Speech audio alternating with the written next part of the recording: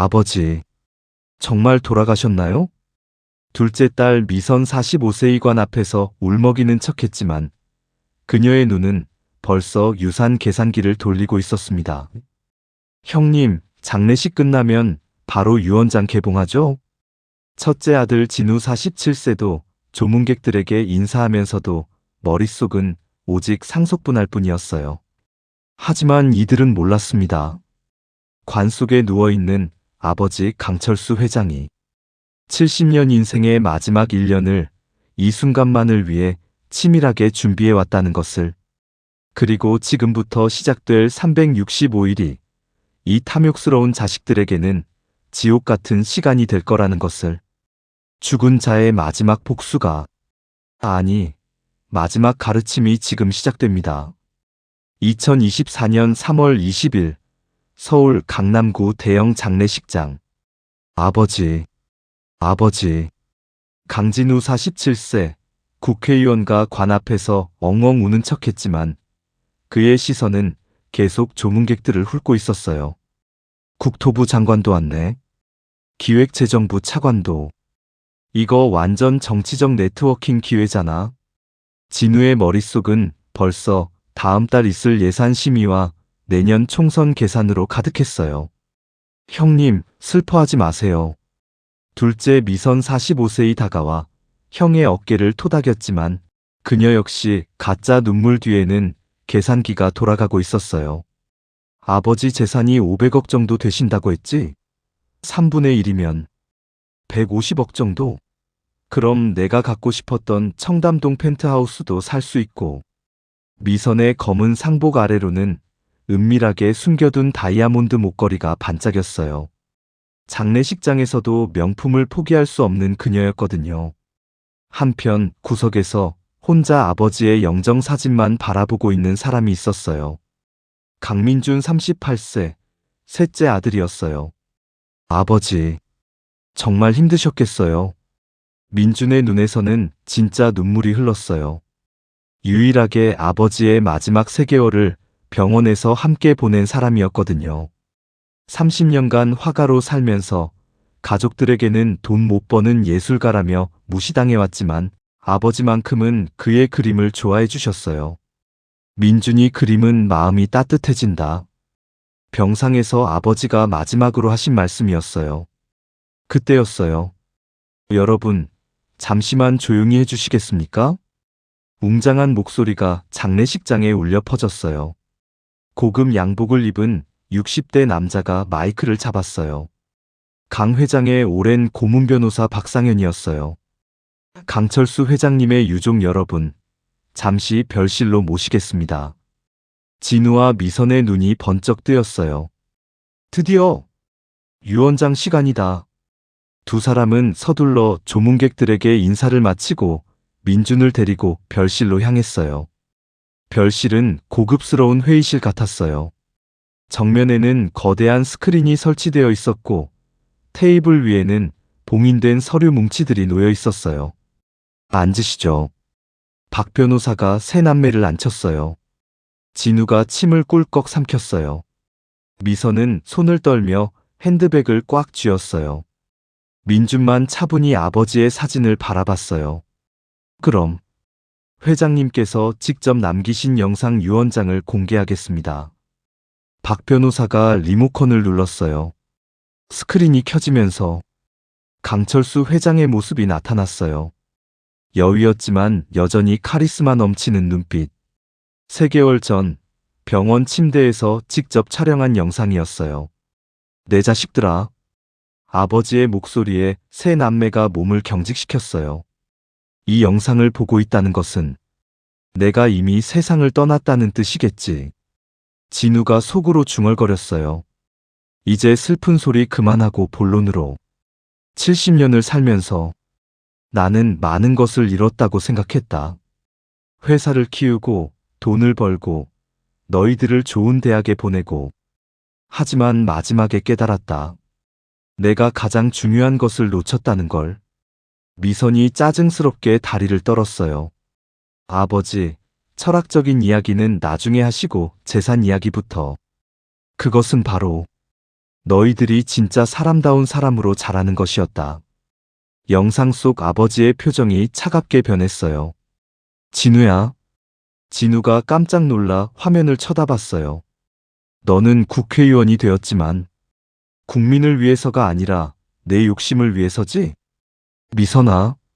미선의 얼굴이 창백해졌어요. 너는 좋은 집안의 시집 같지만 다른 사람들을 무시하며 허영심만 키우고 있지? 그리고 민준아. 민준이 고개를 들었어요. 너만이 진짜 사람다운 마음을 가지고 있구나. 진우와 미선이 민준을 째려봤어요. 하지만 나는 너희 모두에게 마지막 기회를 주고 싶다. 아버지가 서늘한 미소를 지었어요. 내전 재산 500억 원은 세 남매의 심장이 모두 뛰기 시작했어요. 너희 셋 중 단 한 명에게만 상속될 것이다. 뭐라고요? 진우가 벌떡 일어났어요. 아버지, 그게 무슨... 미선도 소리쳤어요.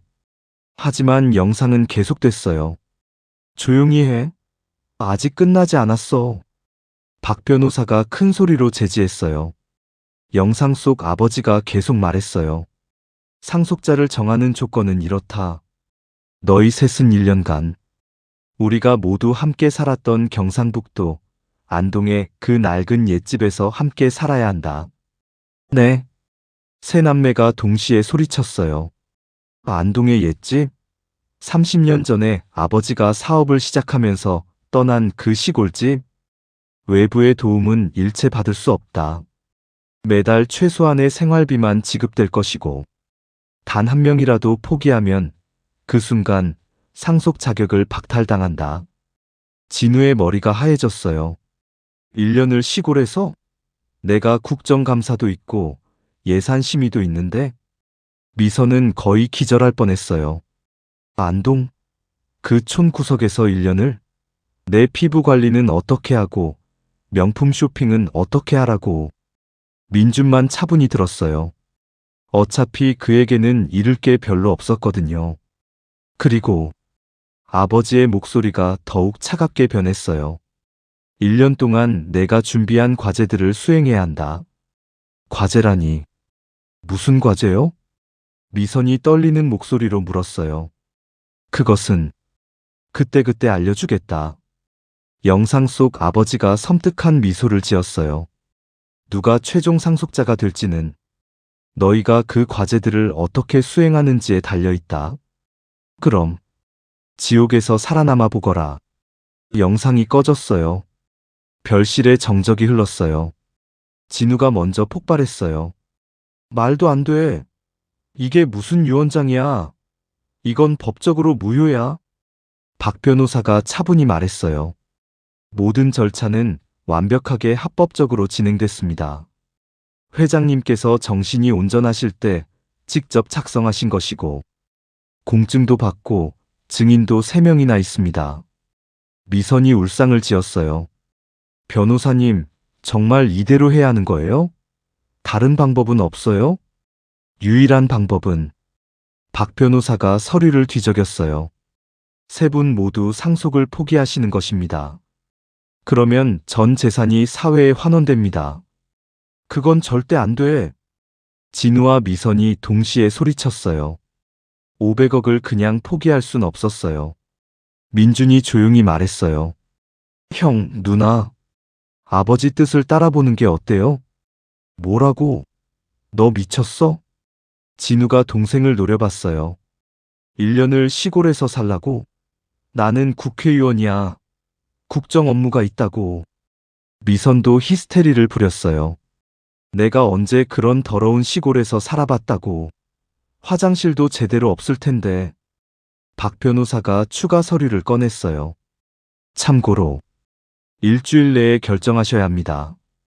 만약 일주일 내에 세 분 모두 안동으로 이주하지 않으시면 자동으로 상속 포기로 간주됩니다.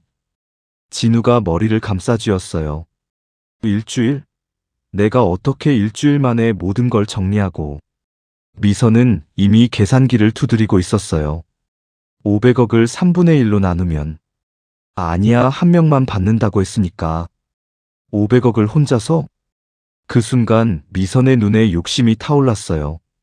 어차피 나만 끝까지 버티면 되는 거 아냐? 형이나 민준이나 1년도 못 버틸 거야. 진우도 비슷한 생각이었어요. 미선이는 한 달도 못 버틸 거고, 민준이는 돈에 대한 욕심이 없으니까 중간에 포기할 거야. 결국 내가 이기는 거지. 민준만 다른 생각을 하고 있었어요. 아버지, 정말 마지막까지 우리를 위해서. 박 변호사가 시계를 보며 말했어요. 그럼 일주일 후 3월 27일까지 안동으로 가시겠다면 이 열쇠를 가져가시면 됩니다. 테이블 위에 낡은 열쇠 하나가 놓였어요. 30년 전 그 집의 열쇠였어요. 진우가 먼저 손을 뻗었어요. 나는 간다. 미선도 악쓰며 말했어요. 나도 갈 거야. 500억을 포기할 순 없어. 민준이 마지막으로 고개를 끄덕였어요. 저도 아버지 뜻을 따르겠습니다. 박 변호사가 미소를 지었어요. 그럼 3월 27일 오후 2시에 안동에서 뵙겠습니다. 참고로 박 변호사가 마지막 폭탄을 던졌어요. 첫 번째 과제는 그날 저녁에 전달될 예정입니다. 세 남매의 얼굴이 동시에 굳었어요. 과연 아버지가 준비한 과제는 무엇일까요? 그리고 1년 후 500억의 주인은 누가 될까요? 탐욕으로 가득한 형과 누나, 그리고 유일하게 아버지의 진심을 알고 있는 막내. 이제 정말로 지옥 같은 365일이 시작됩니다. 2024년 3월 27일 오후 2시 경상북도 안동시 외과. 이게 집이라고요? 미선이 차에서 내리자마자 비명을 질렀어요. 30년 전 떠났던 그 집은 이제 거의 폐가 수준이었어요. 기와는 반쯤 무너져 있고 대문은 녹이 슬어 삐걱거렸고 마당에는 잡초가 허리까지 자라 있었어요. 아버지가 정말 여기서 1년을 살라고 하신 거야? 진우도 경악했어요. 그는 평소 강남의 30평 오피스텔에서 살고 있었거든요. 형님, 누나, 일단 들어가 봐요. 민준이 낡은 열쇠로 대문을 열었어요. 끼잉 마이너스 소름 끼치는 소리가 났어요. 집 안은 더 심했어요. 거미줄이 천장을 덮고 있고 바닥에는 먼지가 두껍게 쌓여 있었어요. 전기는 들어오지만 수도는 녹물이 나왔고 화장실은 재래식이었어요. 으악, 나 못 살아. 절대 못 살아. 미선이 히스테리를 부렸어요. 내가 언제 이런 데서 살아봤다고. 화장실에 변기도 없잖아. 진우도 핸드폰을 꺼내 누군가에게 전화를 걸었어요. 여보세요? 비서실장? 나야. 지금 당장 청소업체 불러서. 그때였어요. 띠리리리 마이너스. 집안에 설치된 스피커에서 박 변호사의 목소리가 흘러나왔어요. 세 분 도착하셨군요. 잘 들으세요. 외부 업체의 도움을 받는 순간 상속 자격이 박탈됩니다. 청소든 수리든 요리든 모든 것을 스스로 해결하셔야 합니다. 진우가 전화를 끊으며 욕설을 내뱉었어요. 젠장, 이게 대체 뭐야? 그때 박 변호사가 직접 나타났어요. 손에는 검은 봉투를 들고 있었어요. 첫 번째 과제를 전달하러 왔습니다. 벌써요? 민준이 놀랐어요. 네. 회장님께서 도착 당일부터 시작하라고 하셨거든요. 박 변호사가 봉투를 열었어요. 첫 번째 과제, 너희 어머니가 살아생전 담갔던 방식 그대로 김치를 담가라. 단, 레시피나 동영상 등 외부 자료는 일체 사용 금지. 오직 너희들의 기억만으로 담가야 한다. 그리고 박 변호사가 더 충격적인 말을 했어요. 3일 안에 완성해야 하며 김치의 맛은 동네 어르신 10분이 평가합니다. 70점 이하를 받으면 그 사람은 즉시 탈락입니다. 뭐라고요? 세 남매가 동시에 소리쳤어요. 아직 더 있습니다. 박 변호사가 서늘하게 웃었어요. 김치를 담그기 위한 배추, 고춧가루, 젓갈 등 모든 재료비는 세 분이 각자 준비하신 생활비에서 차감됩니다. 그리고 매달 지급되는 생활비는 한 명당 50만 원입니다. 50만 원. 미선이 기절할 뻔했어요. 그 돈으로 어떻게 한 달을 살라고요? 서울에서 하루 미용실비도 그보다 비싼데. 박 변호사가 냉정하게 말했어요. 그것이 회장님의 뜻입니다. 그럼 전 이만. 박 변호사가 떠나자 세 남매는 서로를 노려봤어요. 야, 김치 담그는 법 아는 사람? 진우가 물었어요. 나는 평생 김치 사 먹기만 했는데. 미선도 고개를 저었어요. 나도 잘 모르겠어요. 어머니가 돌아가신 게 벌써 15년 전인데. 민준이 조용히 말했어요. 저는 조금 기억나는 것 같아요. 정말? 형과 누나가 동시에 민준을 봤어요. 어머니가 돌아가시기 전에 가끔 같이 김치 담그는 걸 도와드렸거든요. 그때 갑자기 진우의 표정이 변했어요. 잠깐. 너 혹시 일부러 이런 상황을 만든 거 아니야? 네. 아버지랑 너만 마지막까지 같이 있었잖아. 아버지한테 미리 귀띔 받은 거 아니야? 미선도 의심스러운 눈으로 민준을 봤어요. 맞아. 분명히 그럴 거야. 그래서 이렇게 여유로운 거지? 형, 누나. 저는 정말 아무것도 모르고. 거짓말하지 마. 진우가 민준의 옷깃을 잡았어요. 너만 500억 혼자 먹으려는 거지? 형님. 민준이 형의 손을 뿌리쳤어요. 저는 정말 아무것도 모른다고요. 그때였어요. 갑자기 집안의 전등이 모두 켜지면서 곳곳에 숨겨져 있던 스피커에서 아버지의 목소리가 흘러나왔어요. 내 자식들아. 세 남매가 깜짝 놀라 주위를 둘러봤어요. 놀라지 마라. 미리 녹음해둔 것이다.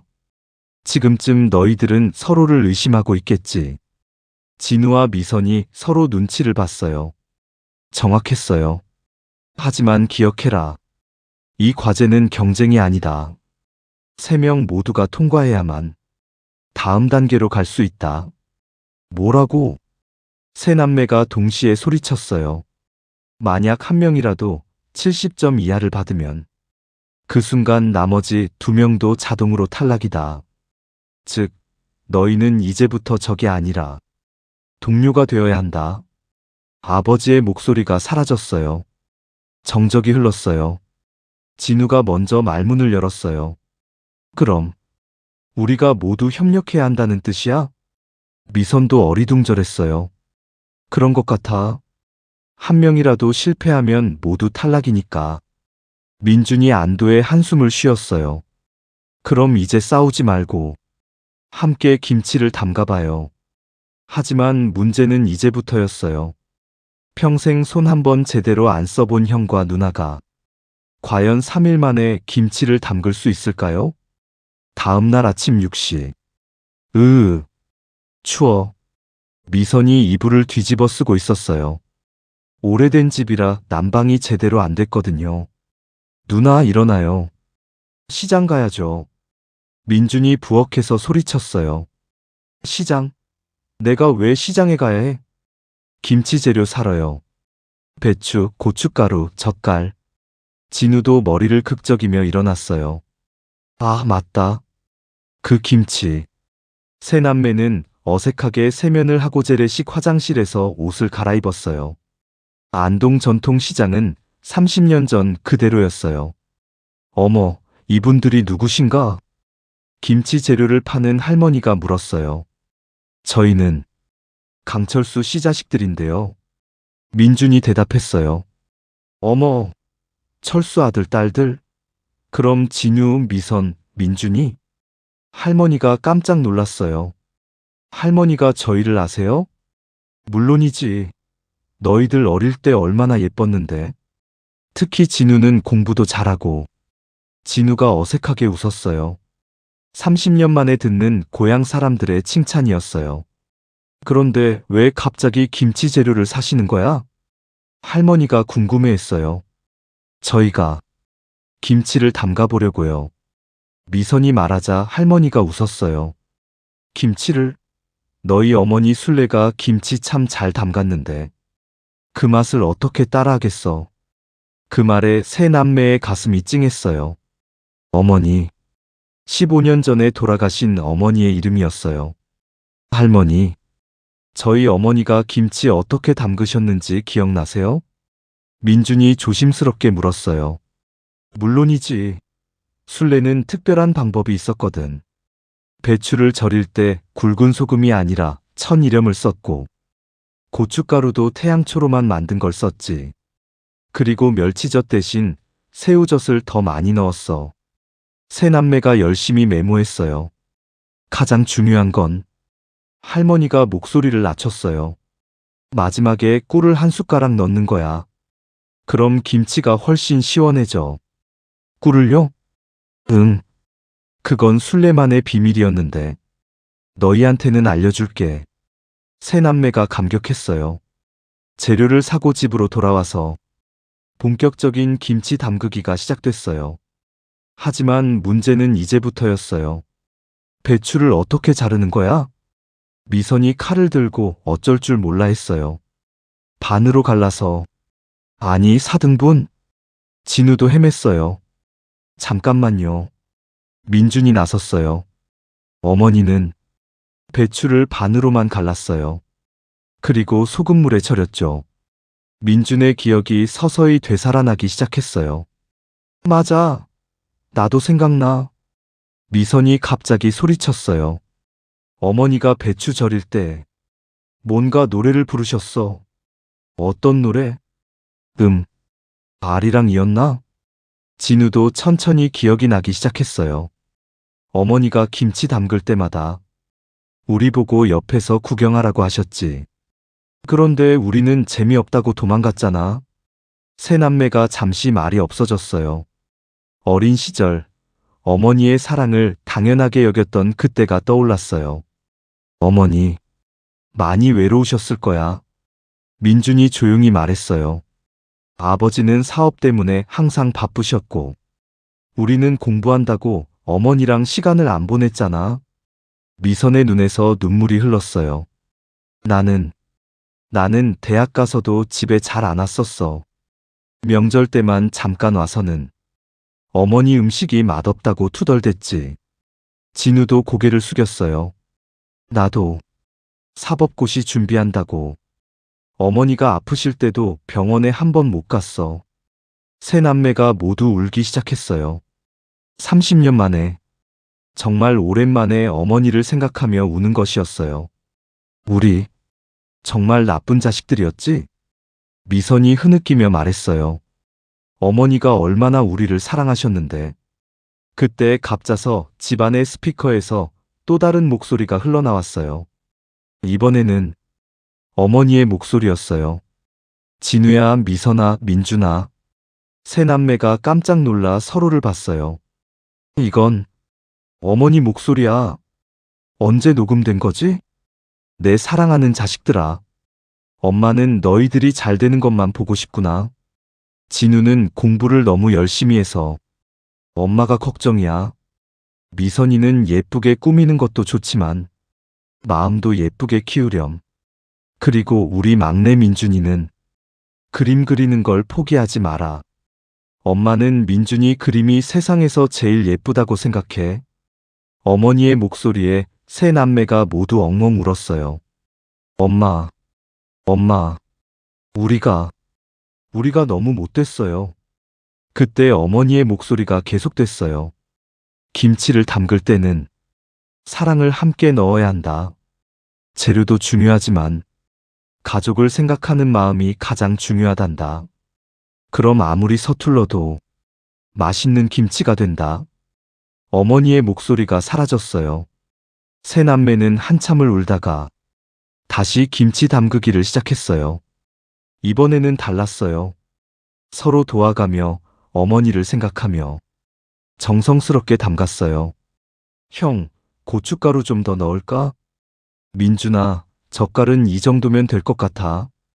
누나, 마지막에 꿀 넣는 거 잊지 마세요. 3일 동안 세 남매는 정말 열심히 김치를 담갔어요. 그리고 마침내 완성됐다. 3개의 김치통이 완성됐어요. 맛을 보니 생각보다 괜찮았어요. 이거 꽤 맛있는데? 정말? 나도 맛있다. 드디어 평가 날이 왔어요. 동네 어르신 10분이 김치를 맛보셨어요.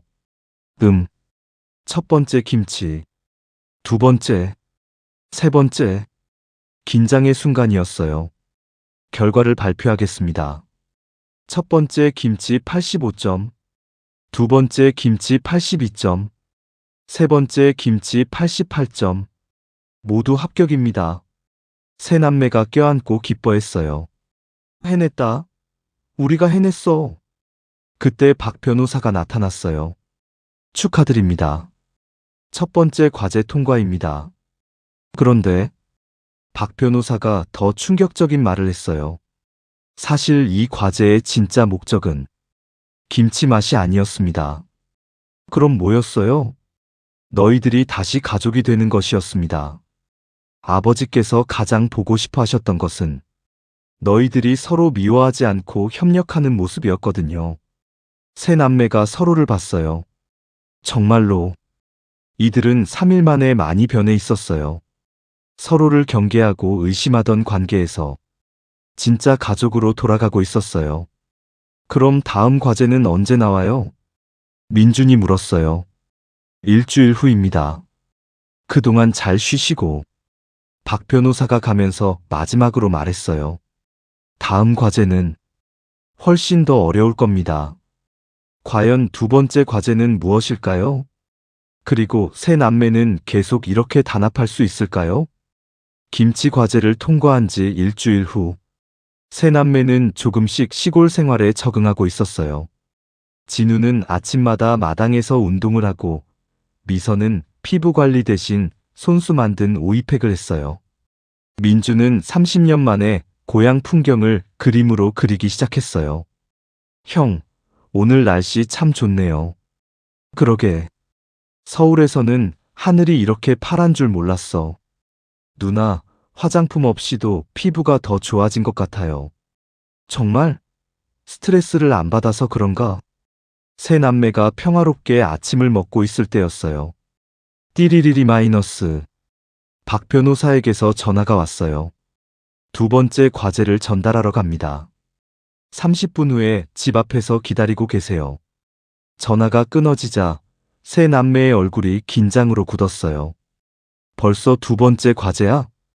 이번에는 뭘까? 30분 후 박 변호사가 검은 봉투를 들고 나타났어요. 하지만 이번에는 표정이 심각했어요. 이번 과제는 조금 특별합니다. 박 변호사가 봉투를 열었어요.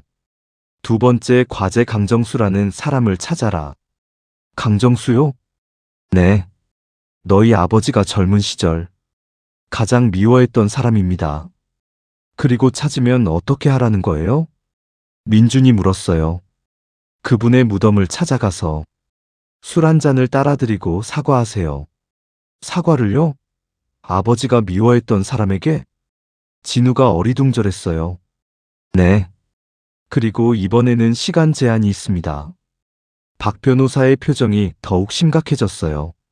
2주 안에 찾지 못하면 모두 탈락입니다. 2주요? 그런데 그 사람에 대한 정보는 없어요? 아버지께서 남기신 단서가 하나 있습니다. 박 변호사가 오래된 사진 한 장을 꺼냈어요. 흑백 사진이었어요. 20대 젊은 아버지와 또 다른 젊은 남자가 함께 웃고 있는 사진. 사진 뒷면에는 정수야. 우리 꿈을 꼭 이루자 마이너스 철수라고 적혀 있었어요. 이게 강정수 씨예요? 그런 것 같습니다. 더 이상의 정보는 없습니다. 박 변호사가 사진을 두고 떠났어요. 세 남매는 사진을 들여다봤어요. 아버지가 이렇게 밝게 웃는 모습 처음 봐. 미선이 말했어요. 그런데 이 사람을 왜 미워하게 되셨을까? 사진으로 봐선 완전 절친한 사이인데. 진우가 사진을 뒤집어 봤어요. 잠깐. 이 글씨체 봐. 우리 꿈을 꼭 이루자. 뭔가 같이 사업을 하려고 했던 것 같은데. 민준이 추리했어요. 그럼 사업 파트너였다가 뭔가 문제가 생긴 거겠네. 세 남매는 강정수를 찾기 위해 안동 곳곳을 돌아다니기 시작했어요. 먼저 동네 할머니들에게 물어봤어요. 강정수? 강정수. 김치 재료를 팔던 할머니가 고개를 갸웃했어요. 아, 혹시 정수 말이야? 네. 강정수 맞아요. 아이고, 그 불쌍한 아이. 할머니의 표정이 갑자기 어두워졌어요. 왜요? 무슨 일이 있었어요? 정수는 너희 아버지랑 원래 친구였어. 어릴 때부터 같이 자라고, 같이 꿈도 키우고. 어떤 꿈이었어요? 둘이서 회사를 차리는 거였지. 정수가 기술을 담당하고, 철수가 경영을 맡기로 했어. 세 남매가 집중해서 들었어요. 그런데 뭔가 잘못됐나 봐. 어느 날부터 정수가 완전히 몰락했거든. 몰락이요? 응. 하루아침에 빈털터리가 됐어. 그리고 얼마 후에 할머니가 말을 멈췄어요. 얼마 후에 어떻게 됐어요? 자살했어. 세 남매가 깜짝 놀랐어요. 자살이요? 그런데 이상한 건 그 후에 너희 아버지가 갑자기 사업에 성공하기 시작했다는 거야. 할머니의 말에 세 남매의 얼굴이 창백해졌어요. 설마 아버지가 강정수를 배신한 건 아닐까? 그 강정수 씨 무덤은 어디에 있어요? 안동공원 뒤쪽 공동묘지에 있을 거야. 가족이 없어서 무연고 묘역에 세 남매는 급히 안동공원으로 향했어요. 무연고 묘역은 을씨년스러웠어요. 작은 비석들이 빽빽하게 서 있었어요. 강정수, 강정수. 한참을 찾다가 민준이 외쳤어요. 여기 있어요. 작고 초라한 비석이었어요. 강정수, 1953-1979. 1979년에 돌아가셨네. 26세. 너무 젊어. 그때 진우가 비석 옆에서 뭔가를 발견했어요. 이게 뭐지? 비석 뒤에 플라스틱 통이 숨겨져 있었어요. 그 안에는 편지 봉투가 들어 있었어요. 이것도 아버지가 미리 준비하신 건가? 봉투를 열어보니 놀라운 내용이 적혀 있었어요. 내 사랑하는 자식들에게 이 편지를 읽고 있다는 것은 너희가 정수의 무덤을 찾았다는 뜻이겠구나. 이제 아버지가 평생 숨겨온 진실을 말해야 할 때가 왔다. 강정수는 내가 미워한 원수가 아니다. 그는 내가 평생 죄책감을 가지고 살게 만든 내 가장 소중했던 친구다. 세 남매가 서로를 봤어요. 무슨 말인지 이해가 안 됐어요. 편지는 계속됐어요. 우리는 어릴 때부터 함께 자랐다. 정수는 기계를 만드는 천재였고 나는 장사에 눈이 밝았다. 20대 초반 우리는 함께 작은 공장을 차렸다. 정수가 발명한 자동화 기계를 생산하는 회사였다. 그 기계는 정말 혁신적이었다. 외국 기업들도 관심을 보였다. 하지만 문제가 생겼다. 진우가 다음 부분을 읽었어요. 사업 초기 자금이 모자랐다. 그때 한 대기업에서 거액의 투자를 제안했다. 조건은 단 하나. 기술 특허를 모두 그들에게 넘기는 것. 정수는 반대했다. 우리가 만든 기술인데 왜 남에게 줘야 하느냐고. 하지만 나는 그 돈이 눈이 멀어서 미선이 떨리는 목소리로 계속 읽었어요. 나는 정수 몰래 그 대기업과 계약을 맺었다. 정수의 서명을 위조해서 모든 특허를 넘겨버렸다. 정수는 그 사실을 알고 나서 완전히 무너졌다. 자신이 평생을 바쳐 만든 기술이 하루아침에 남의 것이 되어버린 거였다. 세 남매의 눈에서 눈물이 흘렸어요. 더 끔찍한 건 그 후였다. 정수는 나를 찾아와서 무릎을 꿇고 빌었다. 철수야, 내가 뭘 잘못했니? 우리 우정이 그렇게 하찮았니? 그런데 나는 그런 정수에게 이렇게 말했다. 넌 너무 순진해. 이게 바로 현실이야. 그리고 정수를 냉정하게 돌려보냈다. 민준이 눈물을 훔치며 마지막 부분을 읽었어요. 일주일 후 정수는 자살했다. 유서에는 이렇게 적혀 있었다. 철수야, 나는 네가 미워서 죽는 게 아니야. 내가 너무 바보 같아서 죽는 거야. 나는 끝까지 널 친구라고 생각했는데 혼자만의 착각이었구나.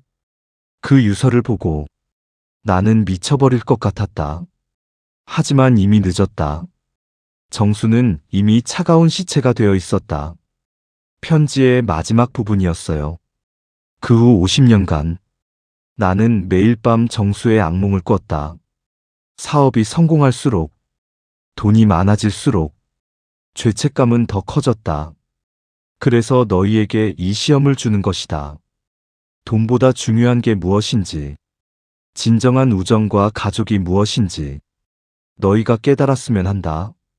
정수야, 미안하다. 50년이 지나도록 사과하지 못해서 미안하다.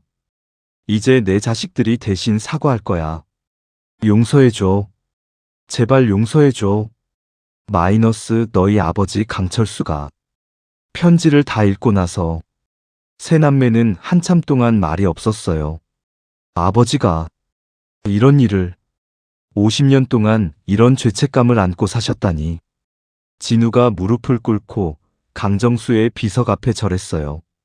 강정수 아저씨, 저희 아버지 대신 사과드려요. 정말 죄송합니다. 미선도 눈물을 흘리며 절했어요. 아저씨의 꿈을 빼앗아서 죄송해요. 민준도 깊이 절하며 말했어요.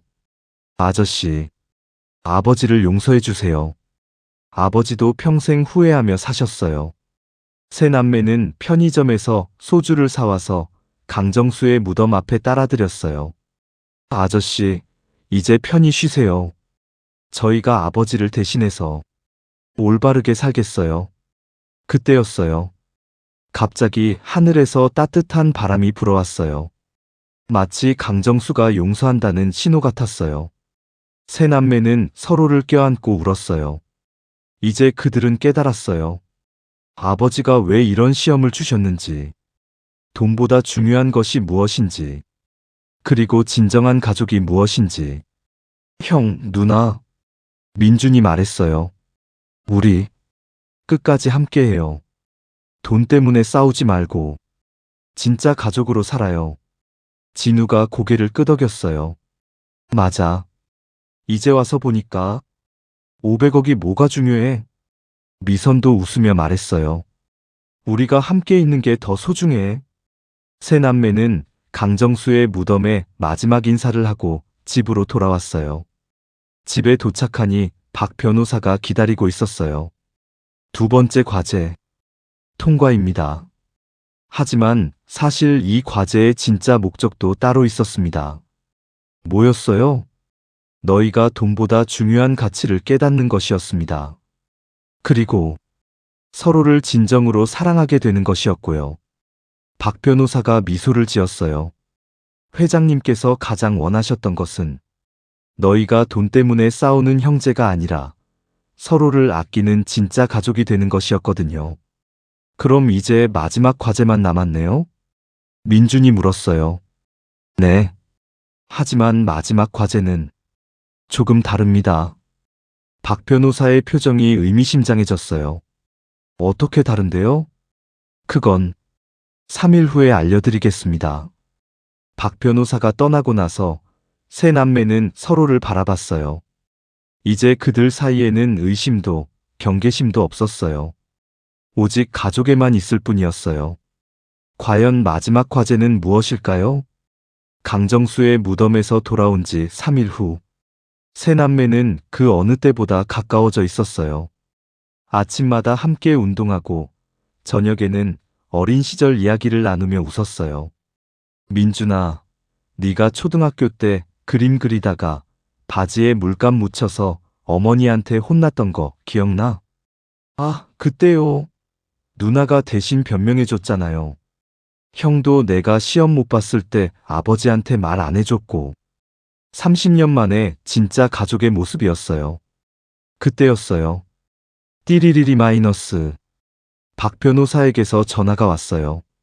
마지막 과제를 전달하러 갑니다. 1시간 후에 안동역 앞으로 나와주세요. 안동역이요? 왜 거기서요? 특별한 장소에서 마지막 과제를 진행해야 합니다. 전화가 끊어졌어요.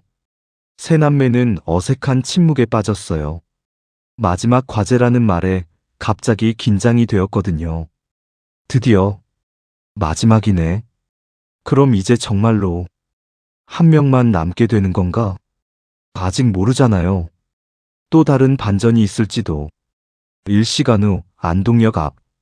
박 변호사가 고급 승용차를 타고 나타났어요. 하지만 혼자가 아니었어요. 운전석에는 낯선 중년 남자가 앉아 있었어요. 안녕하세요. 제 소개를 하겠습니다. 중년 남자가 차에서 내렸어요. 저는 서울중앙지법 김정호 판사입니다. 판사님이요? 진우가 놀랐어요. 같은 법조계 인사였거든요. 회장님께서 마지막 과제는 공정한 제3자가 진행해달라고 하셨습니다. 김 판사가 서류 가방을 열었어요. 그럼 마지막 과제를 발표하겠습니다. 새 남매가 긴장하며 들었어요. 마지막 과제는 선택입니다. 선택이요? 네. 세 분은 지금부터 서울로 이동합니다. 그곳에서 최종 결정을 내려야 합니다. 승용차는 3시간을 달려 서울의 한 고급 호텔에 도착했어요. 최고층 스위트룸이었어요. 거대한 테이블 위에는 3개의 봉투가 놓여 있었어요. 저 봉투에 뭐가 들어있어요? 미선이 물었어요. 김 판사가 차례로 봉투를 열었어요. 첫 번째 봉투에서는 수표가 나왔어요. 500억 원 수표입니다. 두 번째 봉투에서는 또 다른 서류가 나왔어요. 강정수 씨의 후손들 명단입니다. 그분의 조카들인데 현재 매우 어렵게 살고 계시더군요. 세 번째 봉투에서는 두꺼운 서류 뭉치가 나왔어요.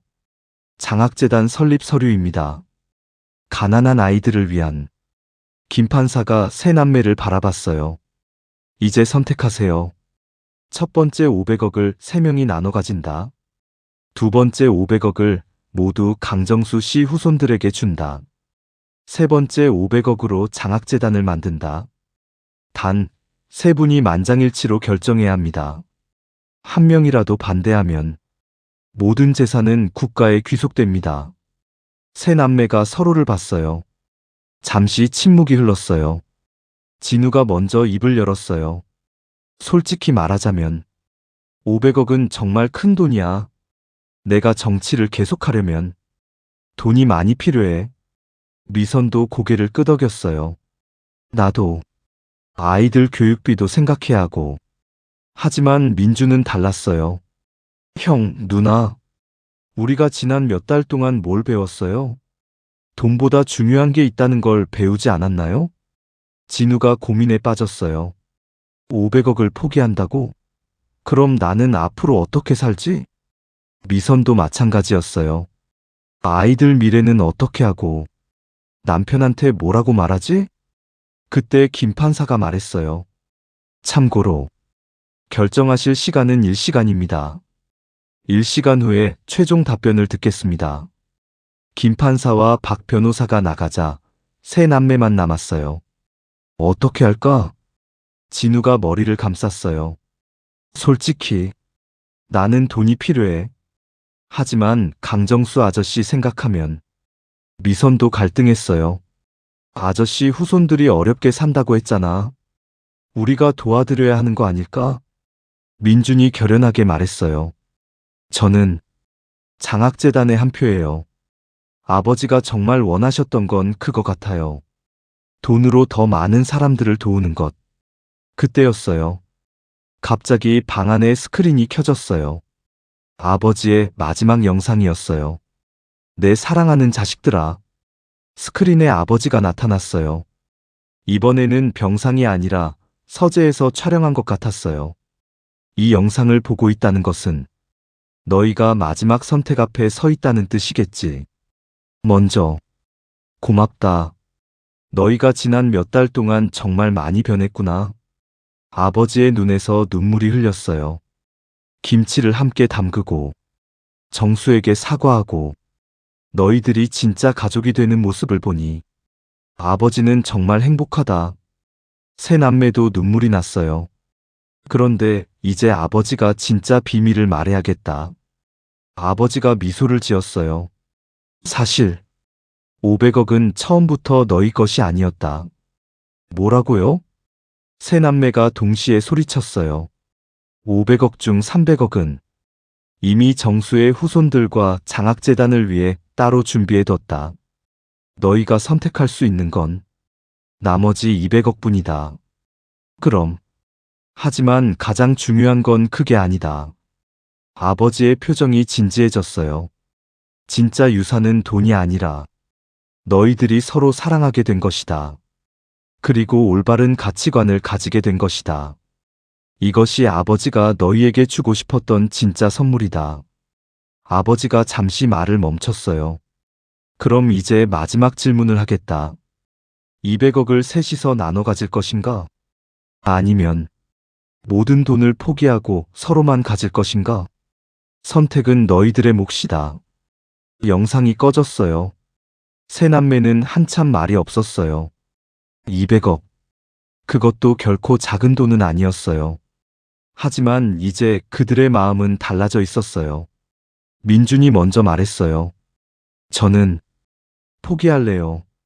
정말? 네. 지난 몇 달이 제 인생에서 가장 행복한 시간이었어요. 형, 누나와 함께 있는 것만으로도 충분해요. 미선이 눈물을 흘리며 말했어요. 나도 포기할게. 사실 명품이나 돈보다 가족이 더 소중해. 모든 시선이 진우에게 집중됐어요. 진우는 한참 고민했어요. 정치를 계속하려면 돈이 필요했어요.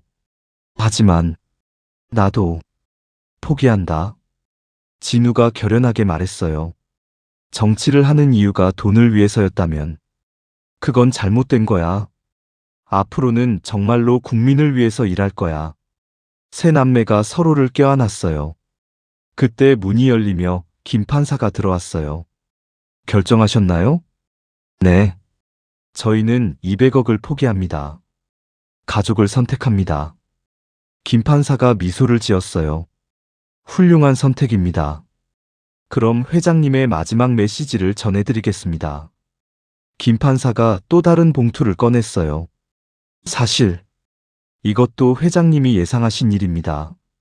만약 세 분이 돈을 포기한다면 이걸 드리라고 하셨거든요. 봉투 안에는 3개의 작은 상자가 들어 있었어요. 이게 뭐예요? 상자를 열어보니 각각 다른 선물이 들어 있었어요. 진우의 상자에는 시계가 들어 있었어요. 아버지 시계. 아버지가 평생 차고 다니셨던 그 시계였어요. 미선의 상자에는 어머니의 반지가 들어 있었어요. 어머니 반지. 제가 어릴 때 갖고 싶어 했던. 민준의 상자에는 아버지가 직접 쓰신 편지가 들어 있었어요. 민준아, 내 그림을 포기하지 마라. 아버지는 내 그림이 세상에서 가장 아름답다고 생각한다. 마이너스 아버지가. 세 남매가 모두 울었어요. 진짜 유산은 돈이 아니었어요. 서로에 대한 사랑과 올바른 가치관과 소중한 추억들이었어요. 김 판사가 마지막으로 말했어요. 참고로 회장님께서 마지막 선물을 하나 더 준비하셨습니다. 뭐예요? 세 분이 함께 살 수 있는 서울의 작은 집을 마련해 두셨어요. 그리고 각자 새로운 시작을 할 수 있는 자금도 조금씩. 아버지. 세 남매가 감격했어요. 마이너스 마이너스 마이너스. 에필로그 마이너스 1년 후. 서울 은평구의 작은 주택. 세 남매가 함께 살고 있었어요. 진우는 시민을 위한 변호사가 되었어요. 돈은 적게 벌었지만 보람을 느꼈어요. 미선은 어려운 아이들을 가르치는 교사가 되었어요. 명품 대신 아이들의 웃음이 더 소중했어요. 민주는 그림을 계속 그렸어요. 그의 그림은 점점 유명해져서 첫 개인전도 열게 되었어요. 그리고 매년 강정수 씨의 제삿날에는 세 남매가 함께 무덤을 찾아갔어요. 아저씨, 저희 잘 살고 있어요. 서로 사랑하며 살고 있어요. 아버지도 이제 편히 쉬실 거예요. 아버지의 장학재단은 매년 수백 명의 가난한 아이들을 도왔어요. 강정수 씨의 후손들도 새로운 삶을 시작할 수 있었어요. 그리고 세 남매는 돈보다 소중한 것이 무엇인지 깨달은 채로 행복하게 살았답니다. 아버지의 마지막 시험은 그들을 진짜 가족으로 만들어주는 가장 큰 선물이었어요. 마지막 메시지. 진정한 부는 돈이 아니라 사랑하는 사람들과 함께하는 시간입니다. 가족이 있는 사람이 세상에서 가장 부유한 사람입니다. 그리고 올바른 가치관을 가진 사람이 진짜 성공한 사람입니다. 아버지 강철수 회장의 365일간의 시험은 자식들에게 준 마지막이자 가장 큰 사랑이었습니다. 구독, 좋아요는 다음 영상을 더욱더 빠르게 보실 수 있습니다.